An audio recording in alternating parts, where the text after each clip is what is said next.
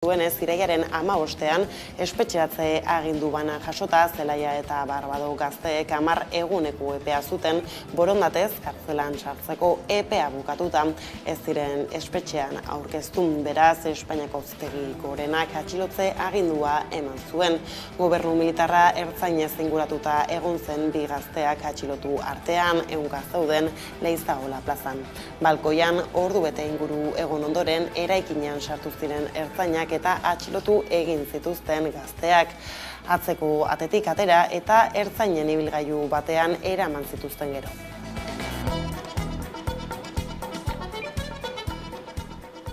Arratsaldeon guztioi, ordu biak pasata iritsi da eguneko albiste heltzeko unean. Gaurkoan Aitor Zelaia eta Galer Barbado Arabarren atxilotzea izpide. Izan ere, tentsio uneak izan ziren agenteen eta elkarretaratuen artean, halere, azkar baretu zen egoera eta jarraian Artiumetik hasitako manifestazioari ekin zitzaion. Milaka lagunek egin zuten, hain zuzen ere, Artiumetik Foru plazarainoko bidean, Euskal Herriak aurrera lelopean ikurrinek eta Nafarroko banderek apaindu zuten manifestazioa eta aldarri oihuek ez duten etenik izan ibilbide osoan zehar. Aitor eta Galerri gure besarkadarik beroena bidali nahi diegu. 4 urteko prozesu luze honen ostean atxilotu dituzte orain dela minutu batzuk. Hau, argi daukagu, idatzitako gidoi bat zela, Auzitegi Nazionalak aurretik planifikatua, Euskal militanteak Audientzia Nazionalaren aurrean beti garelako errudun, eta berdin duelako proba falta edo akusazio bidegabeak. Guk ankerkeriaren aurrean, Aitor eta Galerri gure babes guztia bidali nahi diegu, euren askatasuna eskatzen dugu, eta elkartasunaren garrantzia azpimarratu nahi dugu. Lan arloko azkenei erreparatuta berriz bi langile hil ziren atzo Eltzegon herriko upategi batean gertatutako lan istripu batean. 60 eta 61 urteko gizonek anhidrido karbonikoa arnastu eta gero hil ziren. Itziarde Alaba Eltzegoko alkateak gertatutakoa azaldu zuen gero entzun. Han intentado entre todos sacar de forma manual a la persona que estaba dentro del lago. Al ver la incapacidad de poderlo sacar, Félix, que era el cuñado de Gerardo, que era el que estaba dentro, como bien os acabo de decir, ha cogido una escalera y, claro, se ha metido. Lan gatazketara salto, LAB, Komisiones Obreras, Estilas eta ELA sindikatuek greba deialdia egin dute urriaren 11-arako Euskal Herriko Unibertsitateko irakasle eta ikertzaile guztiei zuzenduta unibertsitateko murrizketak eta lan baldintza txarrak salatzeko. Jon Azkune, EHUko irakasle eta EHUko prekarioen koordinakundeko kideak heldu dio auziari gurean erne. Azkenean 2023an Unibertsitate Lege Orokorra aldatu egin da, eta horrek suposatu duena, batez ere horren interpretazio murritzaileak suposatu duena da unibertsitatearen prekarizazio prozesuan jauzi kualitatibo bat. Hortaz, horri erantzunez, guk gure koordinadora sortu genuen ekaina amaieran, eta hortik aurrera hainbat mobilizazio eta hainbat dinamika martxan jarri dugu. Azkenengoak kurtso hasieran, sindikatuekin batera, aste honetan zehar hainbat mobilizazio ditugu baita be kampus ezberdinetan, sindikatuekin batera, eta aurrengoa eta garrantzitsuena urriaren 11ako greba. Deustu auzoko Agirre lehendakariaren etorbideko 128 zumarren erdiak mozteko erabakiak Zuhaitzek hirietako klima arautzeko orduan duten garrantzia jarri du mahai gainean. Bilbon udala mozketaren eta zementuaren aldeko apustua egiten ari da etorkizunera begira garesti atera daitekeen erabakia. Azken urteotan temperaturak gora egin du etengabe Euskal Herrian maximo historikoetan kokatu arte. Uda beroak dirudienez geratzeko etorri dira eta hiriek erronka berriei egin behar diete aurren bizigarriagoak izateko. Hala ere, metropoli asko zementuan oinarritutako hirigintzaren aldeko apustu egiten ari dira, egitura berde berriak sortu eta egungo zuhaiztiak handitu beharrean. Klima adituek eta mugimendu ekologisteko hartarazi dutenez, egoera horrek ez du laguntzen muturreko temperaturak arintzen, kontrakoa baizik zementua eta hormigoia berdegunei gailendu zaizkien hiri horietako bat da Bilbo. Azpiegitura gogorra nagusi den espazioetan sortzen den bero uharte efektuaren arazo erantziarekin. Horri gehitu behar zaio Bizkaiko hiriburuko kale batzuetan egin den arborizidioan. Deustuko Agirre lehendakaria etorbidean esaterako estoptala Deustu zubi artean edo zumarrak bizterik elkarteek salatu dutenez. Izan ere, zuhaitzek funtsezko zeregina betetzen dute alderdi giltzarriak arautzeko eta hiriak espazio bizigarriago bihurtzeko. Karbono dioxidoa xurgatzen dute, oxigenoa kanporatzen dute, itzalguneak eskaintzen dituzte eta partikula kutsakor txikiak iragazten dituzte besteak beste. Horrek guztiak udako temperaturak 2 eta 8 gradu artean arintzen laguntzen du zarataren aurkako esi naturalak sortzeaz gain eta hegaztientzako babesleku izateaz gain hiriko biodibertsitatea areagotzen laguntzen duena.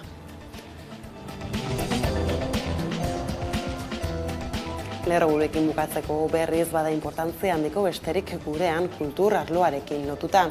Justu gaur duela 20 urte bukatu zituzten Ondea makinek Artozkiko herria botatzeko lanak Itoizko urtegia urez betetzen hasi ahal izateko. 2 aste iraun zuen herria defenditzeko erresistentziak eta 2003ko irailaren 30ean sartu ziren poliziak herrira, solidarioak atera eta etxeak bota zituzten. Artozki babesteko herrian bertan antolatu zituzten ekitaldien artean arte erakusketa bat ere antolatu zuten. Artista ugarik eman zituzten beren obrak bertan suntsitu edo urpean gera zitezen, baina poliziek eraman egin zituzten eta 20 urtez bulego ofizialetan egon direla azaldu du Lorena Beroiz, urtegiak kaltetutakoen plataformako kideak.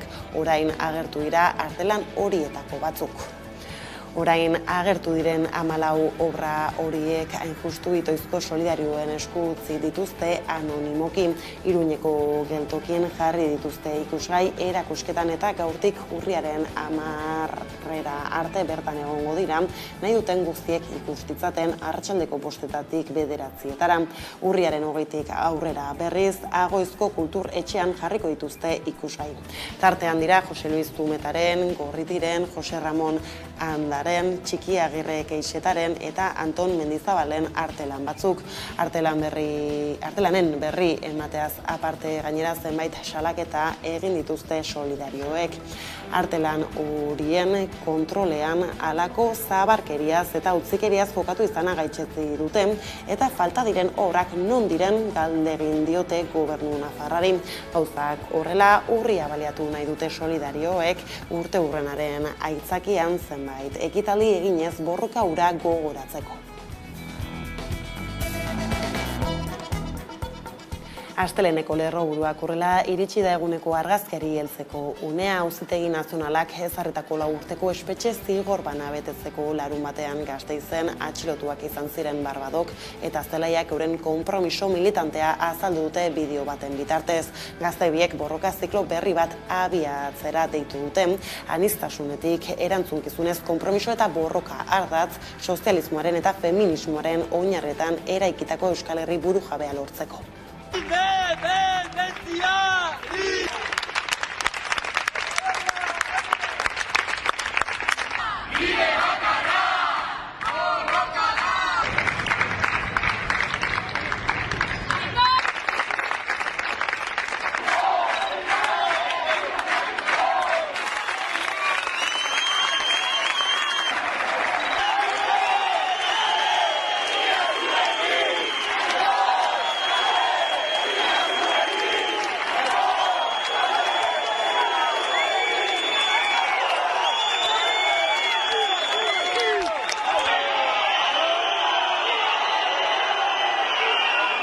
Argi daukagu, idatzitako gidoi bat zela, Auzitegi Nazionalak aurretik planifikatua, Euskal militanteak Audientzia Nazionalaren aurrean beti garelako errudun, eta berdin duelako proba falta edo akusazio bidegabeak.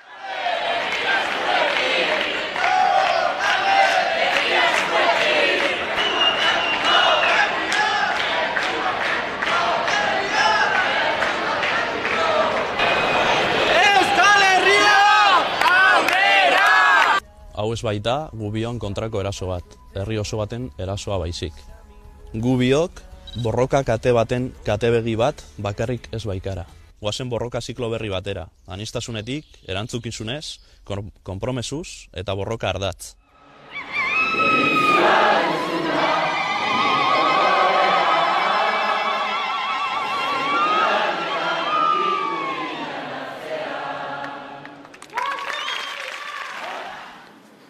Eusko Jaurlaritzak espetxe politikaren eskumena bere gain hartu zuenetik 2 urte bete dira eta horren harira azken 2 urteotako balantzea plazaratu du Jaurlaritzako berdintasun, justizia eta gizarte politika sailak. Txostenaren arabera, 1577 pertsona daude preso Basauriko, Martuteneko eta Zabaiako espetxeetan, horietatik 14 behin-behinean daude eta gainerakoak zigortuta.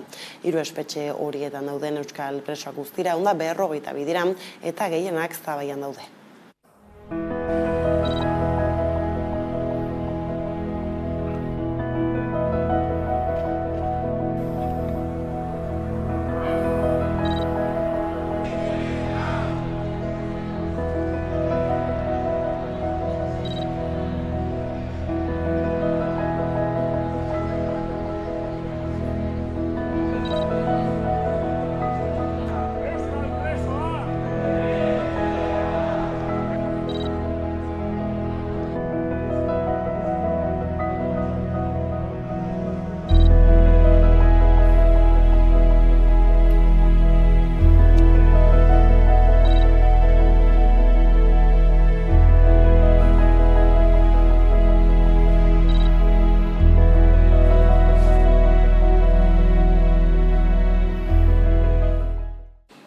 Erakundeen bueltakoekin jarraiki Euskal Hirigune Elkargoak eren egun abiatu zuen aurten urte politikoa Baionan. 2022ko jarduera txostena bozkatzea izan zen lehen puntua.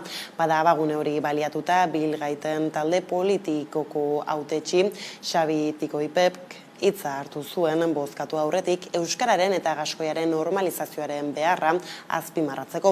Esplikatu zuen azken aldian hainbat gertakari izan direla hizkuntzen gaia mahai gainean jarri dutenak, izan Martinikan, Korsikan edo Katalunian hizpide izan zituen oro bat berriki Espainiako diputatuen kongresuan katalana, euskara eta galiziera erabiltzeko emandako baimena eta Espainiako gobernuak Europako Batasunari 3 hizkuntza horiek Europako hizkuntza ofizial izan daitezen eginiko eskaerak. Madrilen euskaraz mintza daiteke eta Baionan ez deitoratu zuen.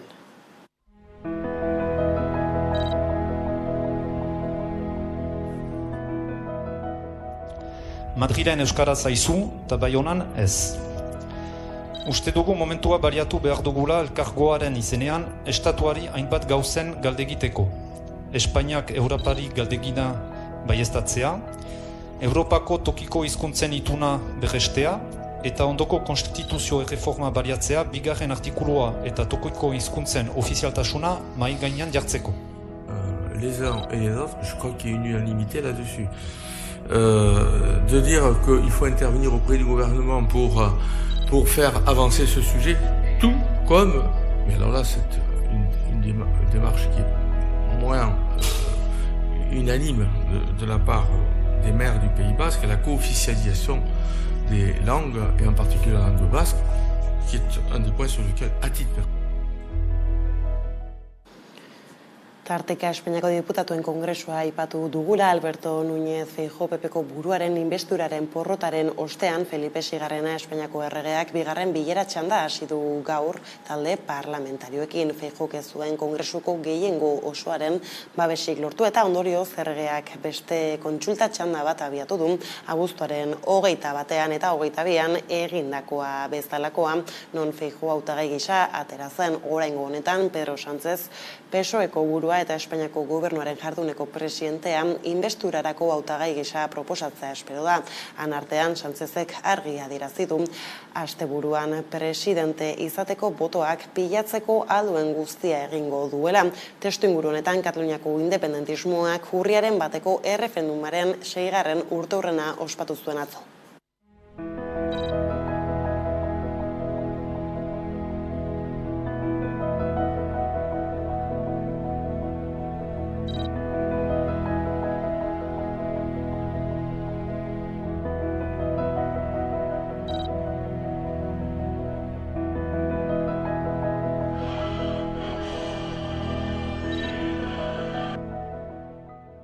Queda molta feina per fer, però aquest 1 d'octubre l'independentisme torna a mirar endavant, torna a mirar el futur.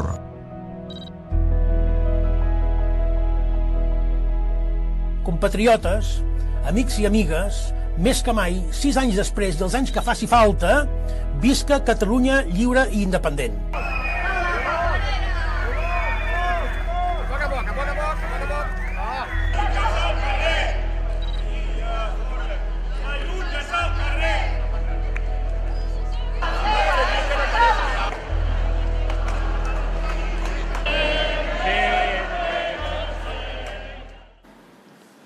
Politika arlotik lan arlora saltoa aipatu gu Lerroburuetan 2 langile hil dira Lantzigoko ardo upategi batean. Lantzigoko upategi bateko 2 langile hil ziren igandean lan istripu batean. Langileetako bat ardo biltegira erori zen eta lankidek laguntza ematera joaterakoan gertatu zen ezbeharra. 60 eta 61 urteko gizonek anhidrido karbonikoa, mahatxeek irakitean askatzen duten lurruna arnasterakoan galdu zuten bizitza. Han intentado entre todos sacar de forma manual a la persona que estaba dentro del lago.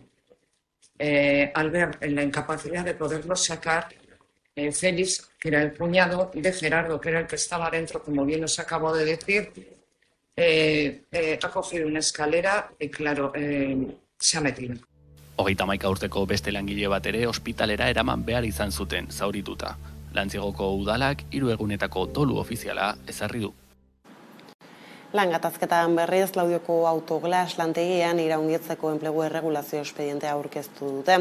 240 lanpostu suntsitu ahal dituena. Zehazki larun batean amaitu zen aldi baterako espedientea eta orain iraungitze espedientearen kontsulta fasea ireki da.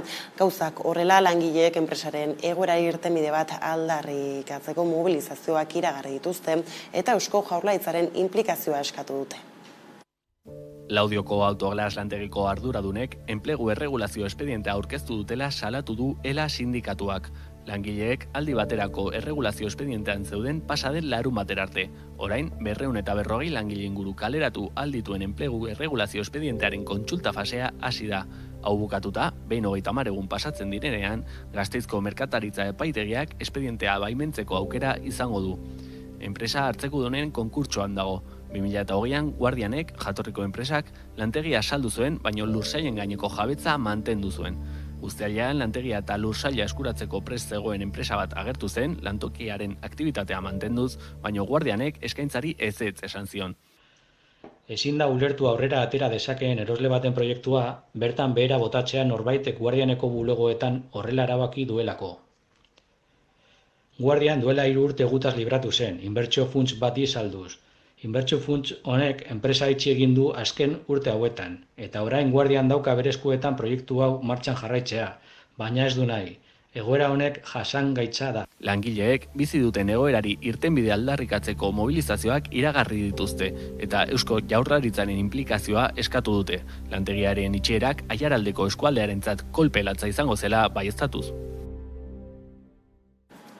Arabatik Bizkaira lan gatazkekin jarraiki goiz honetan Bilbon esku hartze sozialeko beharginek mobilizazio berriak iragarri dituzte adi. Bizkaiko esku hartze sozialeko profesionalek ELA eta LAB sindikatuekin batera elkarrateratzea egin dute Bizkaiko Aldundiaren aurrean, mobilizazio deialdi berriak argitaratzeko. Esku hartze sozialeko langileek ezinbestekotzat jotzen dute Bizkaiko Foru Aldundiaren inplikazioa. Hala eskatzen ari baitira. Gaur bertan Aldundira gerturatu dira, mezu hori zuzenean helarazteko asmoz. Gogoratu behar da esku hartze sozialeko langileek zainketen sektorean parte direla eta pandemian funtseskotzak jo zirela, baina badirudi administrazioek orain ez dituztela aintzat hartzen. Hainbat negoziazio mailan egon ondoren, egoerak bere horretan jarraitzen du. Taldean langileek berriro salatu dute Bizkaiko Foru Aldundiak bideratutako gizarte politiken kontra egiten duela. Lan baldintzak prekarizatzearen aldeko apustuak egiten eta sektoreak behar dituen eredu beharrei erantzunik ez ematean. Negoziazioak luzeak direnez, mobilizazio ugari egin dira. Hasiko diren ekintzen artean, beharrezkoak izanez gero, sindikatuek grebak deitzea aurre ikusten dute.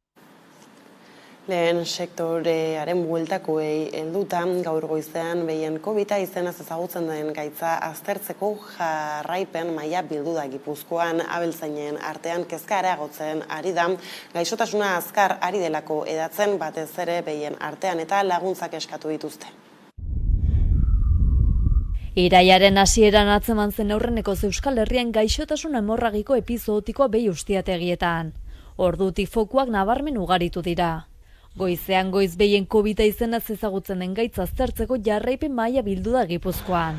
Abeltzainen artean kezka areagotzen ari da, gaixotasuna azkar ari delako edatzen, batez ere behien artean eta laguntzak eskatu dituzte. Gipuzkoan 278 kasu daude baieztatuta, 122 ustialeku ezberdinetan. Pasaden astetik ia hirukoiztu egindako kopurua eta dagoeneko Gipuzko osora edatu da gaixotasuna. Hildako buruei dagokienez datu ofizialen arabera 14 heriotza zenbatu dira, dena den dezente gehiago direla uste da, zaila baita kopuru zehatza jakitea. Gauzak horrela Gipuzkoako Foru Aldundiak adierazi du erabat finantzatuko duela gaixotasunari aurre egiteko beharrezko tratamendua, baina abeltzainentzat ez da nahikoa, gehiago behar dutela esan dute. Lehengo errentagarritasun falta eta arazoei gaixotasun hemorragiko epizootikoa batu zaie orain. Aditueko hartarazi dute garrantzitsua dela gaitzarekin bateragarriak diren sintomak agertu bezain laster albaitariarengana jo eta tratamenduarekin hastea. Ildo horretan Bizkaiko Foru Aldundiak ere laguntza emango die abeltzainei, 30 euroko konpentsazioa albaitarien lehen bisita ordaintzeko eta beste 20 gaixotasunak erasandako abelburu bakoitzeko. Bizkaian gutxienez 30 kasu atzeman dituzte eta Araban ere edatzen ari da gaixotasuna. Gogoratu behar da gaitza ez dela animalien artean kutsatzen, ez da animalietatik pertsonetara ere. Afera honen erdian krisian zegoen sektoreak beste zailtasun badu orain aurretik, gaixotasun hemorragiko epizootikoa.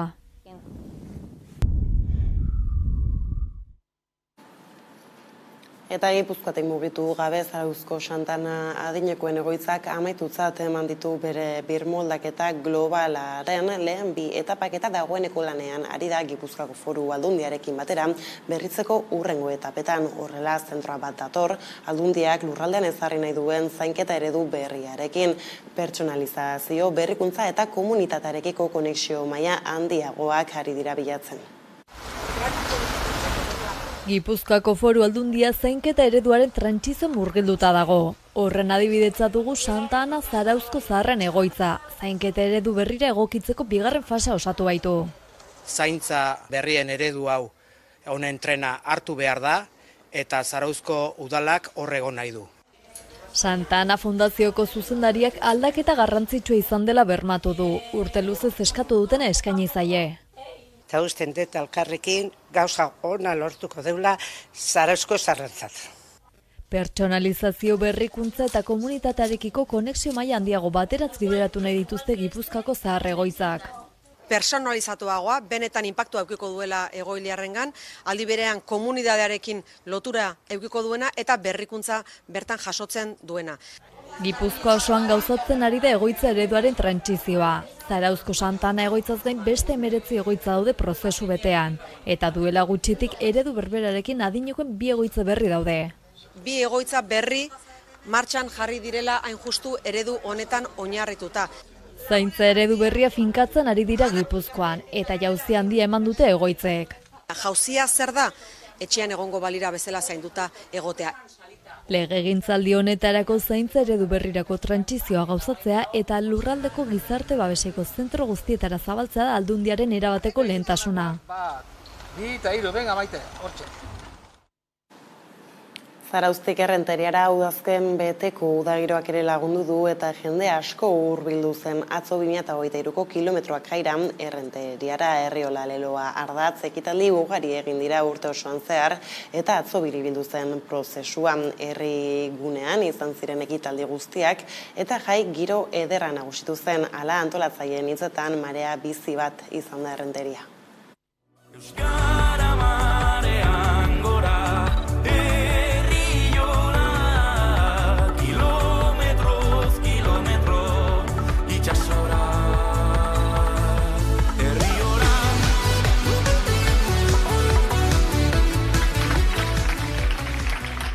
Hezkuntza eragileen ekarpenak kontuan hartu eta behin legean onartuta ere, honen garapenean eragileon parte hartze aktibo eta zuzena ahalbidetzeko eskatzen dugu.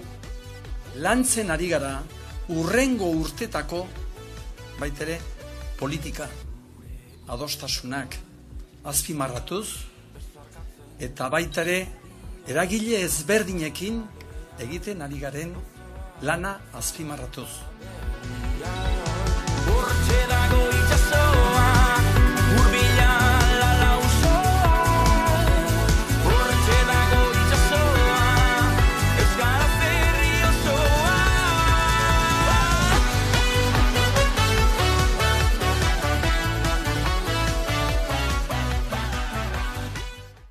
Gipuzkoatik datozen berriak hala Nafarroara bueltan kirolei heltzeko San Txikorrota lasterketa burutu zen atzo igandarekin Leire Martinez.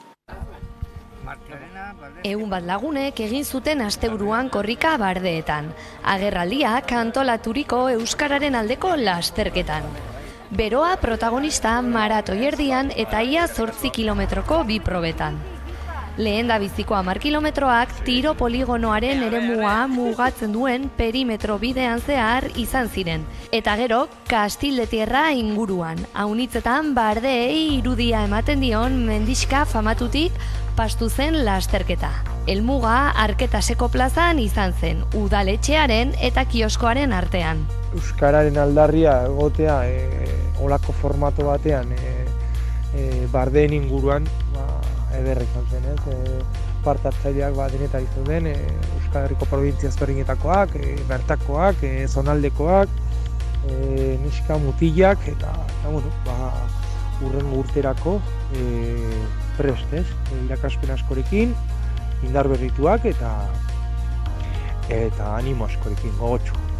Probak San Txikorrota izena jaso du, pertsonaia historikoarengatik. Norbait hiltzeagatik, kaskantetik ihes egin behar izan zuen 15. mendeko bidelapur ezagun bat eta bardea babesleku izan zuena. Nafarroako hegoaldean euskararen ezagutza bultzatzeko, euskararen erabilera sustatzeko eta euskararekiko jarrera positiboak bisortzeko helburuarekin agerraldia kolektiboak antolaturiko lasterketa. Baloratze positiboarekin datorren urterako lasterketa ere berriz izanen dela iragarri dute. Ordea Gasteizen martxan da Afrikaldia, Afrikar zinemen Euskal Jaialdia. Gaur eta larunbata bitartean 15 Afrikar herrialde ezberdinetatik jasotako 19 film ikusteko aukera eskainiko digu jaialdiak. Inaugurazioa arratsaldeko 7:00 izango da Europa jauregian Tarik El Idrisi marokoarraren Sound of Berberia filmarekin ezaldu.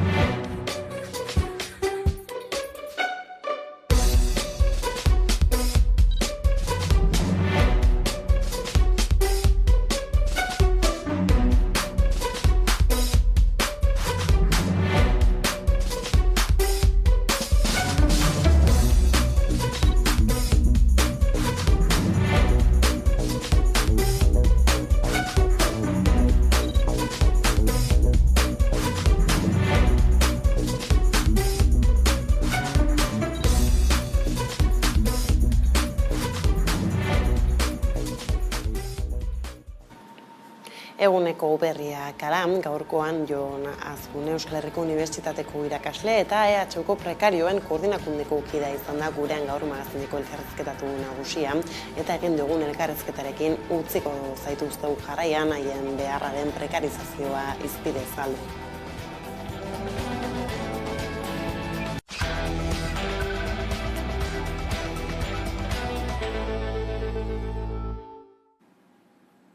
Amabiterriak dira eta eguneko elkarrizketa nagusiari ekiteko unea heldu da.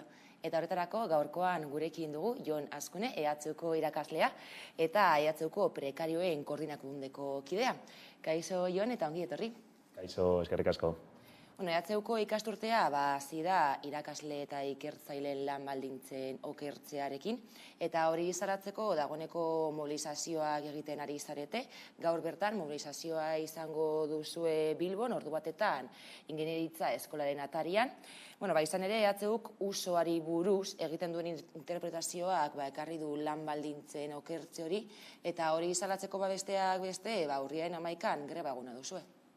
Iala da, azkenean 2023an Unibertsitate Lege Orokorra aldatu egin da, eta horrek suposatu duena, batez ere horren interpretazio murritzaileak suposatu duena da unibertsitatearen prekarizazio prozesuan jauzi kualitatibo bat. Hortaz, horri erantzunez, guk gure koordinadora sortu genuen, ekaina amaieran, eta hortik aurrera hainbat mobilizazio eta hainbat dinamika martxan jarri dugu. Azkenengoak kurtso hasieran, sindikatuekin batera, aste honetan zehar hainbat mobilizazio ditugu baita be kampus ezberdinetan, sindikatuekin batera, eta aurrengoa eta garrantzitsuena urriaren 11ako greba. EHUk legearen interpretazio murriztatzailea egin duela ohartarazi duzue, izan osoko lanaldi kontratuak, lan osoko kontratuak egin beharrean, ordezkoen kasuan, orain murria laburrak egiten du partzialak eta hori data besteak beste 800 euroko kontratuak dira.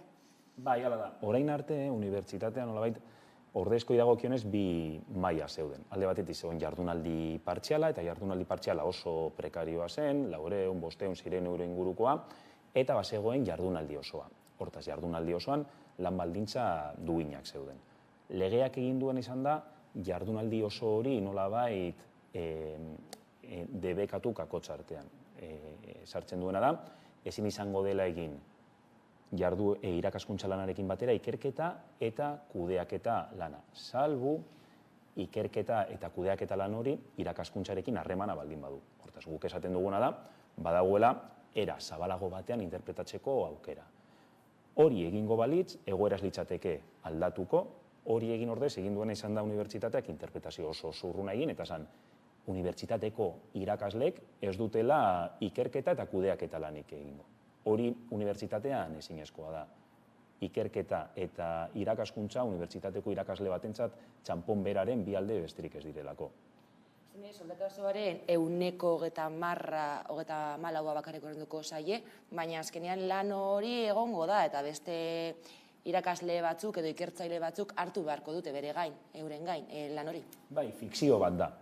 Esaten da, irakasleok jardunaldi horrekin ez dugula ikerketa lanik egingo. Horren ondorioz, irakaskuntza lana besterik ez digutela ordainduko. Errealitatea da, gaur egun, baina baita be, etorkizunean ere unibertsitatean jarraitzeko funtsezkoa dela ikerketa lana. Unibertsitateak eta unibertsitateari loturi dauden kanpo agentziek egiten dutena da gure kurrikuluma aztertu, eta gure kurrikuluma aztertzen dutenean puntu gehien balio duen atala ikerketarena izaten da. Beraz, ez dauka inolako zentzurik adieraztea unibertsitateko irakaslek ez dutela ikerketarik egingo. Ikerketa denean gure jardunaldiaren parte garrantzitsu bat. Horretaz gain, adierazten duguna da, jardunaldi partzial horren bidez, egiten dena da, Euskal Autonomia Erkidego mailan dagoen dekretu bat, 2008an atera zen dekretu bat, erabili, dekretu horren bidez, ordaintzerak orduan, bakarrik aintzat hartzeko, klasean ematen dugun denbora eta tutoretxetan ematen dugun denbora. Eta guk esaten duguna da, irakasle batek klase batzu prestatzeko denbora behar duela, horretaz gain askotan irakasgai oso ezberdinak prestatu behar ditugula eta tengabe aldatzen dizkigutela. Beraz, uste dugu unibertsitateak egiten duen interpretazioa oso murritza dela eta ez dituela beste hainbat atal aintzat hartzen. Ikerketarena nabariena da, eta horrek egiten du soldata inbeste geistea, 2.000 euro inguru izatetik 800 euro izatera, lanzama oso antzekoarekin, eta horretaz gain, alde sarritik zegoen dekretu horrek ere sartzen zituen baldintzak. Ikerketa aipatu duzu, ezta? Ikerketa aitortu gabe geldituko da, baina ikerketa zuentzat ezinbestekoa da, ikerkuntzak puntuak ematen dituelako kurrikulumean, eta hori dela eta gora egiten duzue lan poltsetan. Orduan, kobratu ez duzue kobratuko ikerkuntza, baina egingo duzue. Hala da. unibertsitateak harrotasunez esaten du, Shangaiko rankingean EHU munduko 400 unibertsitate honen artean dagoela. Ranking horretan neurtzen duten adierazle garrantzitsuenetariko bat ikerketa da. Beraz, neurri batean guk ekarpen bat egiten diogu unibertsitateari, ez soilik gure kurrikulumari baizik eta unibertsitateari eta unibertsitate moduan euskal gizarteari orokorrean, baina hemendik aurrera ordezkoak garenok, hau da, kontratu finko bat ez daukagunok, hori doainik musutruk egingo dugu. Orduan, uste dugu ez dela ez bidezkoa eta ez dela zentsu komunekoa ere ez. Era berean, ikasleei ere zuzenean eragingo die horrek, ezta? Adibidez, ikasturtea hasi da eta dagoeneko badaude lan poltsa batzuk, irakasle batzuen postuak bete gabe daudenak. Normalean, pieza bat mugitzen denean, beste pieza guztiak ere mugitzen dira. Hortaz, irakasleen, batez ere ordezkoen lan baldintzak okertzen direnean, jende askok esaten duena da, lan hobea topatuko dut unibertsitatetik kanpo, soldata hobearekin, lan baldintza hobeekin, beraz, askok lanpoltsetatik jasotzen duten deiari ezetza ematen diete. Hori alde batetik. Horrek eragiten duena da, ordezkoak lortzea geroz eta zailagoa izatea. Horretaz gain, erreforma honekin eta unibertsitateak egin duen interpretazioarekin, jada, finkoak diren irakasleek lan gehiago egin beharko dute. Beraz, finkoak direnen lan baldintzak ere okertuko dira. Horretaz gain, aurreko urtean, unibertsitateak jubilatzeko aldez aurretik erretirorako akordio bat egin zuen sindikatuekin, akordio hori bertan bera geratu zen, eta jubilaziorako baldintzak ere gogortu zituen. Beraz, daukagun sentsazioa da, ez dela soilik ordezko irakasleen baldintzak okertu direla, baizik eta ordezko irakasleen baldintzak okertzearekin batera, finkoak direnen baldintzak okertu direla, jubilatu nahi duten horien baldintzak okertu direla, eta orokorrean, eta filosofiko egia izan daiteke, baina ikerketaren eta hezkuntzaren kalitatea okertu dela. Eta horrek eragina dauka, ez soilik langile ongan, baizik eta ikasleengan eta eragina izango du baita be euskal gizartean orokorrean. EHU kursari buruz egin duen interpretazioa dela eta zuen lan baldintzak okertu dira, baina hala ere egoera ez da berria, ez da? Izen ere lan baldintza horietan okertze bat egon da urteen poderioz. Bai, prekarietatea Euskal Herriko Unibertsitateera ez da 2023an heldu, aldez aurretik ere existitzen zen. Orain arte prekarietate horren kontratu nagusia zen jardunaldi partzialean egiten den kontratua.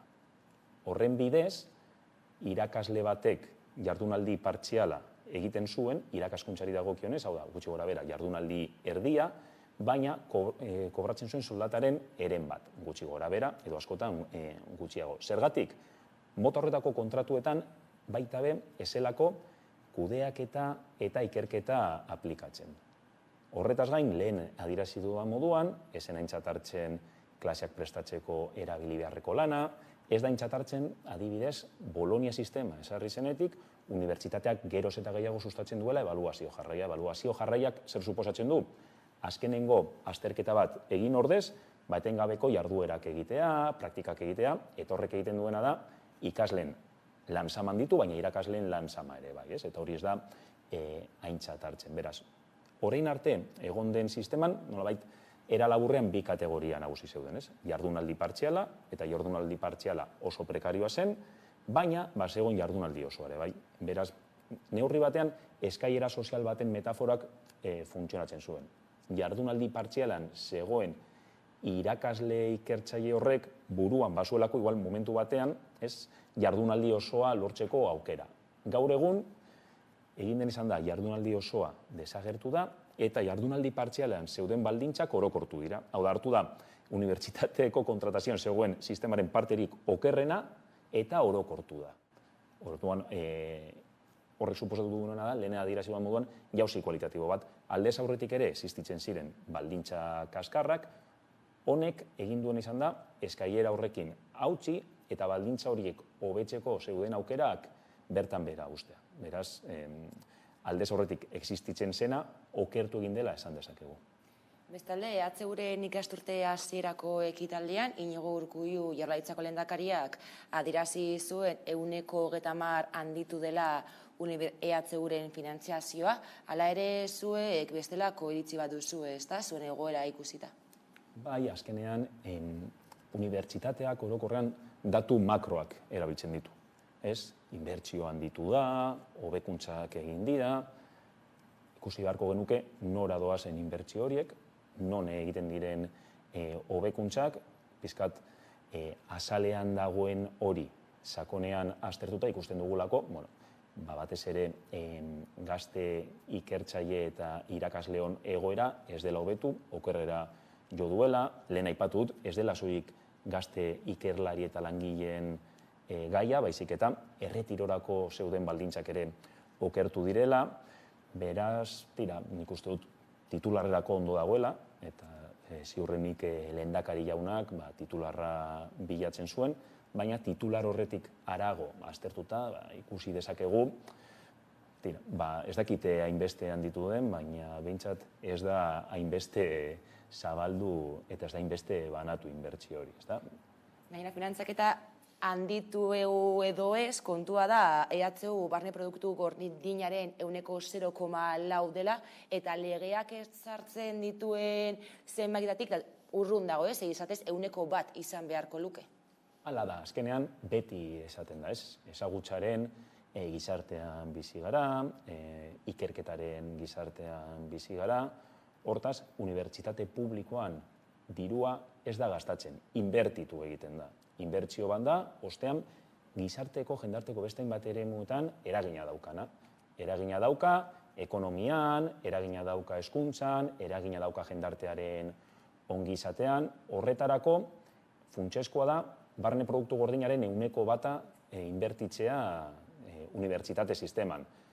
Ez da inbeste, beste hainbat alorretan diru mordo bat inbertitzen da, ez da inbeste gure diruaren 1% unibertsitatera bideratzea eta horrekin egoera askoz hobetuko litzateke. Horren ordez, 0,4 inbertitzen denez, askotan dirua ez da heltzen eta normalean horrelako egoeretan beti katebegi ahulena da kaltetuena eta kolpatuna. Kasu honetan, finkoak ez garen ikerlari eta irakasle onak. Egoerak okerrera egin du usoaren interpretazioa dela eta hala ere egoera egiturazko arazo baten ondorio da. Bai, egiturazko arazoa diogu alde batetik finantzazioagatik. Uste dugu, ez? Finantzazioa handituko balitz, baliabide gehiago egongo liratekela hau hobetzeko.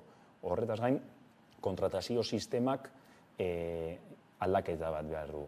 Alde batetik esaten da, ez, Espainia mailan egindako lege bat dela, Espainiar Kongresuak onartutako lege bat dela, hori parte bat da, eta esan dugun moduan, lege horren beste motako interpretazio bat egin daiteke, baina aipatu dugun moduan, badago baita bez, Euskal Autonomia Erkidego mailan dagoen lege dekretu bat, 2008koa dena, horren bidez kontratazio partzialak eta irakaskuntzaren kontratazioak era oso murritzailean interpretatu dira, eta hori aldatzeko aukera ere badago beraz. Ez da soilik lege berria, 2023koa den legea, honek badauka beste motako interpretazioa, baizik eta da hemen dagoena, ez? Honek, esarri duen zorua sortu ditu, egiturazko baldintzak hainbat kasutan oso okerrak izatea, eta hori ere aldatzeko aukera badago. Hainbat mobilizazio egin dituzue dagoeneko eta sindikatuek greba deialdia uztailean jarri zuten mahai gainean.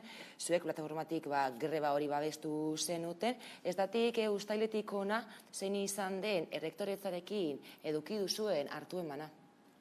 Momentuz ez dugu hartu emanik izan. Errektoretzak egin duena izan da legea argitaratu bezain laster eta indarrean sartu bezain laster, sistema guztia prestatu aldaketa hau eta reforma hau era oso zehatzean aplikatzeko. Beraz, esan dezakegu izan dela goitik berako kudeaketa bat, ez da orain askotan entzuten da, ez?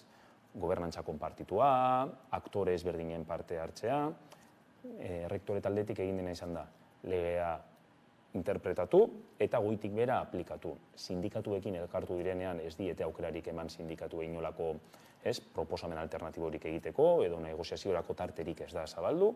Sindikatuei esan dieten izan da, hau horrela da eta horrela aplikatuko dugu. Kurtso amaieran, ustaiaren amaieran, departamenduei jakinarazi zitzaien kurtso hasieran hau horrela aplikatuko zela, eta arrezkero hau horrela aplikatzen ari dira. Eta horren aplikazioan, garapenean, ez da inolako ez eztabaidarik, ez negoziaziorik, ez prozesu parte hartzailerik sartu. Beraz, oso hierarkiko izan da, eta ez dute ez sindikatuekin, ez irakasle eta ikerlariekin ez dute gurekin kontatu. Beraz, momentuz ez dugu inolako harremanik izan errektogorego taldearekin. Greba orduan eragiteko modu bat izan daiteke? Grebak beti dira, eragiteko tresna, guk daukagun arazoetako bat da, unibertsitateak beti gizarteari begira prestigio bat eduki duela. Orduan, lehenik eta behin gure erronka da, jakinaraztea, unibertsitateak bai prestigio asko duela, eta hor puntako ikerlari eta irakasleak daudela, baina askotan, lan baldintzak jendeak uste duna, askoz ere okerragoak direla. Beraz, greba honekin baita nahi duguna da, ezagutaraztea unibertsitatean ematen diren lan baldintzak, eta aldugun neurrian baita be, noski, presioa egitea, errektorego taldea, hausnarketa egiteko, eta ikus desan, normalean, beste eremuetan, zentzu komunekoa dena, lagun artean, familian, beste motako profesionalekin hitz egiten dugunean, jendeak ulertzen duena, eurek ere ulertu esaten, eta ez dela zentzuzkoa, puntako langile, ikerlari, irakasleek, beren jarduera 400, 500 eta 800 eurogatik betetzea. Legearen interpretazioa atzera botatzea exigitzen duzue, baina era berean zailak hornitzeko eta lantaldeak handitzeko ere eskatzen duzue eta burokrazian mugak ere jartzea. Uste duguna da, momentuz hitz egin dugu batez ere ordezkoak diren irakasleon egoerari buruz, baina gure helburua ez da betirako ordezkoak izatea, gure helburua da egunen batean, finkoa izateko aukera izatea.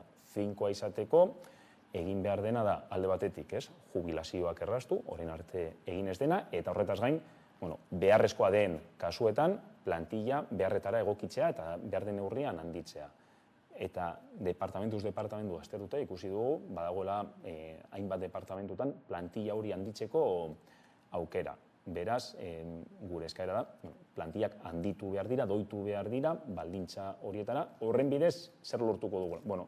Lortuko dugulako ordezko gutxiago noski behar izatea, lan baldintzak hobeak izatea, eta ikerketarako eta irakaskuntzarako baldintzak orokorrean hobeak izatea. EHUko ordezko irakasleen egoera ez da ona, saldu duzun bezala, horrez gain, lantaldeak handitzea eskatzen duzu, baina baita ere soldata igoerak ez da.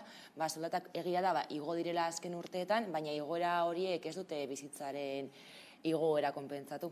Bai, azken urteetan egon diren igoerek eragin dutena da erosalmena galtzea. Horretaz gain, unibertsitateko soldatek funtzionatzen dute askotan merituekin. Egiten dituzun merituen arabera, soldatako betzeko aukera izaten da. Eta normalean, sektore prekarioenek meritoen kudeaketa horretan sartzeko aukerak komplikatuago dituzte, batzutan ez dizkiete onartzen ikerketan 6 urtekoak ez dutelako plaza finkorik, orduan, aitortza horiek, aitortza ofizialak direnak, askotan eskatzen dutena da posizio finko bat izatea. Orduan, baita be horrek zaildu egiten du finkoak ez direnen irakasleen egoera. Gora honen berri emateko plataforma ere sortu zenuten, gizarteak zuen egoeraren berri izateko, ez dakit orain arte zein da jaso duzuen babesa? Bueno, orokorrean parte hartu dugun foroetan babesa oso zabala izan da. Adibidez, pasaden asteazkenean, hezkuntza batzordean parte hartu genuen, Eusko Legebiltzarrean, eta alderdi politiko guztien babesa jaso genuen. Horretaz gain, hasieratik argi genuen, hau esela ordezko irakasleen gai bat, baizik eta unibertsitate sistema osoari eragiten dion gai bat, eta 1.200 irakasleren babesa jaso genuen, kategoria guztietako irakasleen babesa jaso genuen, eta parte hartzen dugun foro guztietan jendeak babesa ematen digu. Babesa ematen digu zentzuzkoa delako egiten ditugun aldarrikapenak. Hortaz, momentuz, zentzu horretan pozik gaude, ezagutzen ezen egoera bat ezagutaraztera ematea lortu dugulako, eta horretaz gain, pizkat zabaldu dugun neurrian, foro guztietan babesa jaso dugulako. Mobilizazioak jendetsuak izaten ari dira gainera, eta hemendik 10 egunera greba deialdia duzu, ez dakit aurreikusi dezakezuen zerrelako babesa izan dugu duen grebak. Zaila da oraindik gaurkoz aurreikustea, baina espero dugu babes zabal bat izatea, babes zabala ez horiek ordezkoak garen irakasleon partetik, baizik eta irakaslego osoaren partetik. Zergatik? Nik uste dut jendeak ulertu duelako, ez dagoela jokoan talde zehatz baten lan baldintzak, baizik eta unibertsitate sistema osoaren arauak eta baldintzak. Beraz, uste dugu babesa zabala izango dela gai.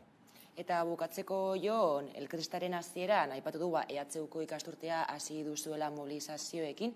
Ikasturtea indartsu orduan hasi zarete, ezta, eta borrokan jarraitzeko prestasuna baduzue. Bai, noski. Unibertsitatearen ezaugarrietako banda, kampus ezberdinak daudela, fakultate ezberdinak daudela, eta horrek sustatzen duena askotan isolamendua da. Beraz, askotan zaila da, ez, mota honetako ekintza kolektiboak antolatzea. Hala ere, gure baliabide mugatuekin, baina teknologia berriekin, lortu dugu sare indartsu bat sortzea, eta hainbat mobilizazio egin ditugu eta egingo ditugu kampus ezberdinetan, eta horretaz gain, urrengo urriaren 11ko greba. Ez dakigu greba hori beste batzuen abiapuntua izango den, edo prozesu honen amaiera izango den. Eta nik uste dut erantzuna errektoregoak emango digula. Eskerrik asko Jon Azkune, EHUko irakaslea eta EHUko prekarioen koordinakundeko kidea, gurekin izateagatik eta zuen egoeraren berri emateagatik. Eskerrik asko zuei, plazer bat izan da. Eta honekin iritsi gara gurean gaur albistegiaren bukaerara, hauek izan dira gurean gaur jasotakoak, edo nola ere badakizuen guztiak eta gehiago nahi duzuen aldiro 11.eus atarian ondo izan eta bihar arte.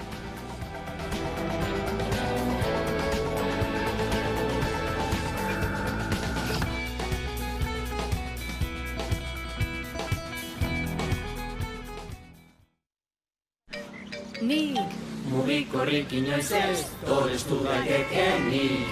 Inoiz ez, smartphone berririk berritzeatik soilik. Orain, Euskaltelen bezero izateagatik estrenatu